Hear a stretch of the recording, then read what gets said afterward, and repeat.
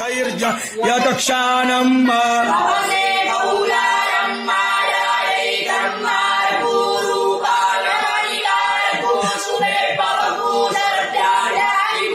जय सिया राम। हरिओम हरिओम। अमित शाह मानसून सत्र जो चल रहा है उसमें 3 विधेयक लेकर आए हैं कानून से संबंधित। आपको आश्चर्य होगा ये सुन के कि कितनी फटी पड़ी है भारतीय जनता पार्टी की, इसके लोगों की, संत शिरोमणि आसाराम बापू से। मैं जब कह रहा हूँ तो कुछ लोगों को लगा कि बकवास कर रहा हूँ, लेकिन सुनिए, 0 FIR का जिक्र किया अमित शाह ने और ये कहा कि 75 साल बाद वो 0 FIR लेकर के आए हैं। 75 साल बाद 0 FIR क्या होता है कि आप भारत की भौगोलिक सीमा में कहीं भी हैं, कहीं भी अपराध हुआ है तो किसी भी पुलिस थाने में जा कर के आप शिकायत दर्ज करा सकते हैं, FIR लिखा सकते हैं। ठीक है, आप पहले सुनिए अमित शाह क्या कह रहे हैं। नागरिकों की सुविधा सुनिश्चित करने के लिए 0 FIR को पहली बार आजादी के 75 साल के बाद हम स्थान गुना कहीं पर भी हुआ, किसी भी थाने का हो, आप हिमालय की चोटी से भी उसको रजिस्टर कर सकते हैं और कन्याकुमारी के सागर के किनारे। बात इतनी सी है कि इस 0 FIR को अमित शाह पॉपुलर करना चाहते हैं, लोगों को बताना चाहते हैं कि भैया ये जो 0 FIR किसी भी कालखंड में कभी भी हुआ है तो मान्य है, उसको हमने बहुत मजबूत कर दिया है। जैसे कि पोक्सो धारा खास करके बनाई गई थी कांग्रेस द्वारा, है ना, संत शिरोमणि आसाराम बापू को दबोचने के लिए, क्योंकि बाकी चीज़ों में तो दबोचे नहीं जा सकते थे। कई बार बात कर चुके हैं हम, तो कहा कि चलो एक लड़की को खड़ा करेंगे, उसे स्टेटमेंट दिला देंगे, बाकी तो पूरा मीडिया अपनी है, इनकलाब जिंदाबाद कर देंगे, पिटा देंगे। और इसी भारतीय जनता पार्टी ने 0 FIR को दोबारा लेकर के आ गई है, जो 0 FIR के आधार पर ही संत शिरोमणि आसाराम बापू पर मुकदमा दायर हुआ था, FIR हुआ था। पहले सुन लीजिए। आपको पता है कि ये आसाराम बापू पे FIR कैसे हुआ था, कौन सा हुआ था? अरे वो केस था ही नहीं भाई, 0 FIR हुआ था। 0 FIR क्या होता है देखिए। जबकि वो पढ़ रही है छिंदवाड़ा में, मध्य प्रदेश में, रह रही है उत्तर प्रदेश के शाहजहांपुर में, और वो 0 FIR करवाने के लिए दिल्ली आती है और इंसिडेंटल प्लेस जोधपुर बताती है। तो दिल्ली ना तो उसके पढ़ने की जगह है, ना उसके रहने की जगह है, ना उसके कुछ रिलेटिव यहाँ रहते हैं, ना ये इंसिडेंटल प्लेस है।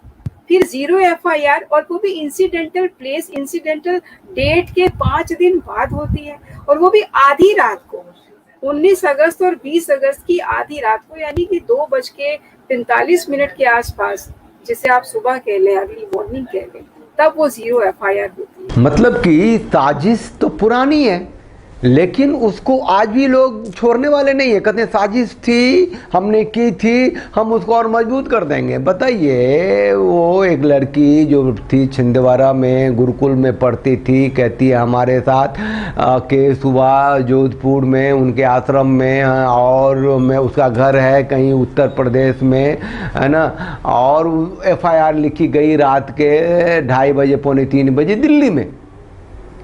अरे 0 FIR का इससे बड़ा उदाहरण और क्या होगा अमित शाह जी? आप कहते हो 75 साल बाद लेके आए हैं, अमृतकाल तो क्या आखिरी साल चल रहा है, 75वां साल, इसके बाद 100 साल का जो नेक्स्ट 25 ईयर्स हम चलेंगे, भारत बहुत मजबूत होगा, स्त्रियां बहुत मजबूत होगी, कानून बहुत मजबूत होगा, या पुरुषों की मिट्टी पलीत करोगे, हिंदू संत समाज को खत्म करोगे कानून बना करके, और जो भी जैसे भी हो, जिसको भी चाहो दबोच लोगे, जेल के अंदर डालोगे, डाले रखोगे। नागरिकों की सुविधा सुनिश्चित करने के लिए 0 FIR को पहली बार आजादी के 75 साल के बाद हम स्थान।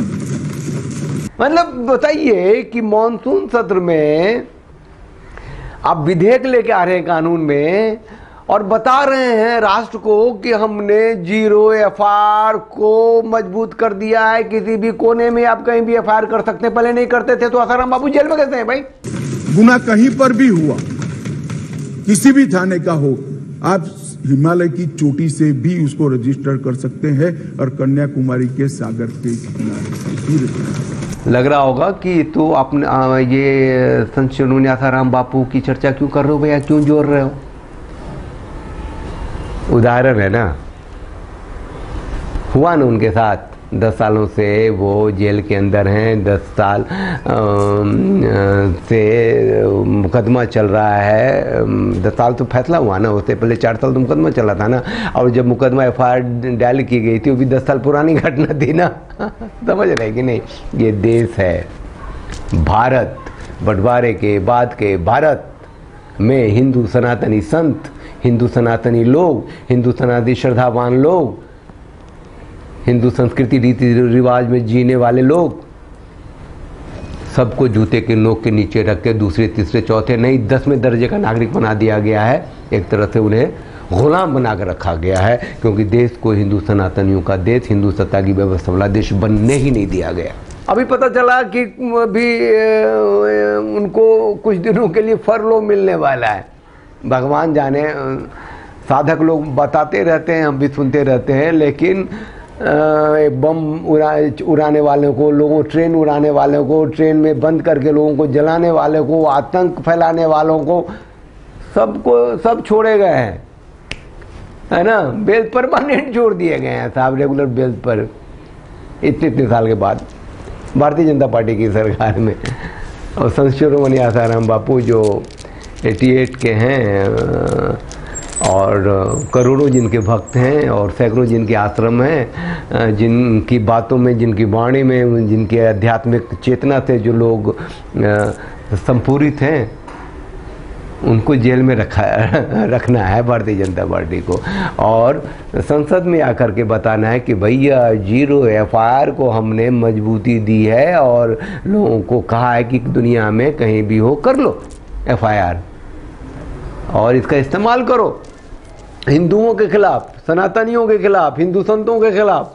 जब कोई महिला अपने खिलाफ हुए किसी संज्ञेय यानी कॉग्निजेबल ऑफेंस के बारे में घटना स्थल यानी क्राइम स्पॉट के बाहर के पुलिस थाने में FIR दर्ज कराती है तो इसे 0 FIR कहा जाता है। इसमें घटना की अपराध की संख्या दर्ज नहीं की जाती है। हमारे देश की न्याय व्यवस्था के अनुसार संज्ञेय अपराध होने की दशा में घटना की FIR किसी भी जिले में, किसी भी थाने में कराई जा सकती है। नागरिकों की सुविधा सुनिश्चित करने के लिए 0 FIR को पहली बार आजादी के 75 साल के बाद हम स्थान। लेकिन एक होता है 0 FIR। 0 FIR मतलब उस FIR का कोई नंबर नहीं दिया जाता है।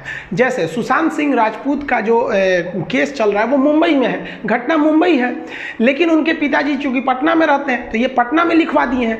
तो ये थाना को अधिकार नहीं है कि आप दूसरे थाना के केस अपने जगह लिख लीजिएगा। हाँ, FIR करिएगा, लेकिन उस FIR को आप FIR नंबर नहीं दे सकते, तो उसके आगे 0 लिख दिया जाता है कि इस FIR का नंबर नहीं है, लेकिन ये हमारे पास कहने आया है तो हम नहीं लिखेंगे इसका FIR, तो CRPC की धारा 154 के तहत हमें पुलिस वाला अपराधी हो जाएगा, तो उसे 0 FIR कहते हैं। चैनल को लाइक कीजिए, शेयर कीजिए, सब्सक्राइब कीजिए, उस बेल आइकन को प्रेस कर दीजिए जिससे कि आपको नोटिफिकेशन मिलता रहेगा। और साथ रहिए, संगठित रहिए, हर घर को गुरुकुल बनाइए। जय सिया राम, हरिओम।